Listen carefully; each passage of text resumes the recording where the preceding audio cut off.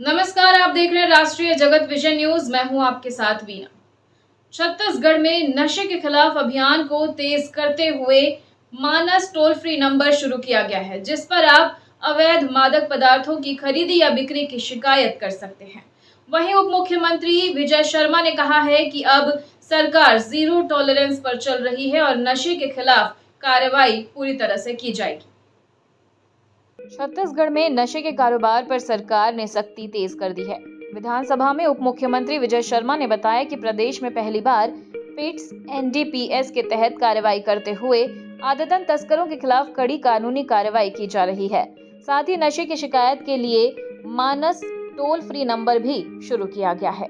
छत्तीसगढ़ विधानसभा में नशीले पदार्थों की तस्करी और अवैध बिक्री के मुद्दे पर ध्यानाकर्षण प्रस्ताव का जवाब देते हुए उप मुख्यमंत्री विजय शर्मा ने बताया कि राज्य सरकार नशे के खिलाफ जीरो टॉलरेंस नीति पर काम कर रही है। उन्होंने एनडीपीएस के विषयों को लेकर के आज ध्यानाकर्षण था। माननीय सदस्य अजय चंद्राकर जी और माननीय वरिष्ठ सदस्य धर्मलाल कौशिक जी के माध्यम से आया था।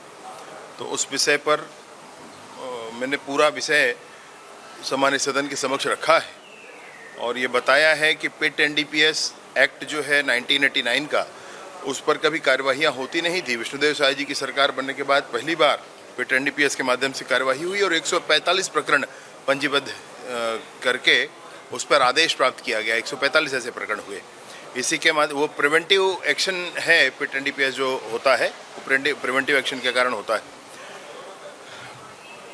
कोई ड्रग का व्यापार करने वाला होता है, वो पैसे कमा लेता है और 6 महीना जेल काट कर आकर के उस पैसे को एंजॉय करता है जीवन में। ये नहीं हो पाएगा। इसके लिए फिर से मैं आपसे कहना चाहता हूं कि विष्णुदेव जी की सरकार में ही ये काम अभी प्रारंभ हुआ है। सफीमा कोर्ट होता है एनडीपीएस केसेस के लिए। हम बॉम्बे जोन में आते हैं तो बॉम्बे जोन हमारा पड़ता है। सफीमा कोर्ट के माध्यम से कुल मिलाकर के 16 ऐसे प्रकरण हुए जिसमें प्रॉपर्टी अटैच किया गया है। ये 13,29,51,735 रुपए की प्रॉपर्टी है जो कि इन प्रकरणों के माध्यम से 16 प्रकरणों के माध्यम से अटैच किया गया है। जहां प्रॉपर्टी अटैच होती है वहां पर यह स्पष्ट संदेश उन लोगों के बीच पहुंच जाता है कि ये पैसा भी जो कमाया हुआ है यह भी जाता रह जाएगा, कुछ नहीं बचेगा। ये इस पर संदेश पहुँचता है। इस पर भी कार्यवाही की गई है। गाड़ियों की जब्ती बहुत बड़ी बात है। अभी वर्तमान में 150 गाड़ियों की नीलामी तक हम पहुंचे हैं। 296 गाड़ियों की जब्ती रात सात करके 150 गाड़ियों की नीलामी भी कर दी गई। नष्टीकरण के दिशा में बहुत बड़ा काम हुआ है। मतलब मैं आपको उसको आंकड़े में कहना चाहूँगा अगर तो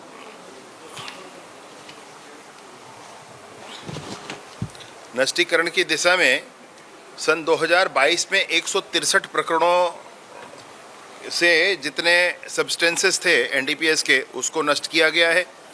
2023 में सिर्फ एक प्रकरण का सब्सटेंस नष्ट किया गया है और उसमें मैं गांजा ही अगर आपको कहूं तो 2023 में 8,000 किलो गांजा नष्ट किया, 8,900 किलो गांजा नष्ट किया गया है। अभी 2023 में एक प्रकरण के अंतर्गत आधा किलो गांजा नष्ट किया गया है। 2024 जब मैं आपसे बात कर रहा हूं 2024 जब मैं आपसे बात कर रहा हूं तो 2,185 केसेस के अंतर्गत 64,000 किलो गांजा नष्ट किया गया है। मतलब डिफरेंस आप एक बार सोचकर देखेंगे। एनडीपीएस के अंतर्गत जो नशीले पदार्थ जब्त किए जाते हैं, पुलिस के द्वारा विनष्टीकरण की एक प्रक्रिया है। पुलिस के द्वारा विनष्टीकरण की एक बड़ी प्रक्रिया होती है। उस प्रकरण में मैं आपको उदाहरण स्वरूप बता रहा हूँ कि 2022 में 163 प्रकरणों से संबंधित सब्सटेंसेस जो थे वो नष्ट किए गए। ये 8,911 किलोग्राम के सब्सटेंस थे। 2023 में एक प्रकरण से संबंधित गांजा नष्ट किया गया और वो आधा किलो गांजा था। 2024 में नई सरकार विष्णुदेव साय जी की बनती है, उसके बाद 2,185 प्रकरणों से संबंधित 64,070 किलो गांजा नष्ट किया गया। ऐसे ही 2025 में 2,591 प्रकरणों से संबंधित इकाई दहाई सैकड़ा हजार 47,436 किलो गांजा नष्ट किया। आधा किलो से 64,000 किलो तक का डिफरेंस है। ये विनष्टीकरण के संदर्भ में हुई कार्यवाही है। एंड टू एंड इन्वेस्टिगेशन कर रहे हैं जिसमें गांजा या कोई भी ऐसा एनडीपीएस का सब्सटेंस लेकर के कोई व्यक्ति पकड़ा जाता है तो पकड़े हुए व्यक्ति उसने कहाँ से प्राप्त किया और वो कहाँ तक ले जा रहा है। इन दोनों ही एंड को प्राप्त किया जाता है इसमें। और अभी कुछ सदस्यों ने इस बात की भी चिंता की कि कोई व्यक्ति नशे का अगर आदी हो गया है तो घर पीड़ित होता है, लेकिन उसके घर में भी जब्ती की कार्रवाई या उसके घर का भी प्रॉपर्टी अटैच करने की कार्रवाई कर दी जाती है।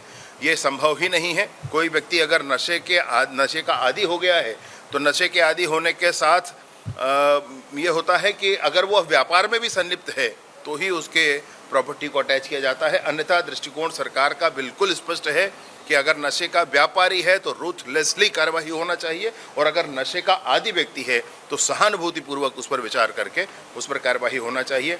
1933 एक टोल फ्री नंबर है जिसके माध्यम से कोई भी अपना शिकायत, कहीं पर आपको लगता है कि यहाँ नशे का कारोबार हो रहा है, यह व्यक्ति नशे का कारोबार करता है, यह स्थान है जो सशंकित है, नशे का उपयोग कोई करता है, तो 1933 इसमें आपका नंबर, आपके आइडेंटिटी को भी सुरक्षित रखा जाएगा, किसी को बताया नहीं जाएगा। 1933 पर कॉल करके आप कर सकते हैं।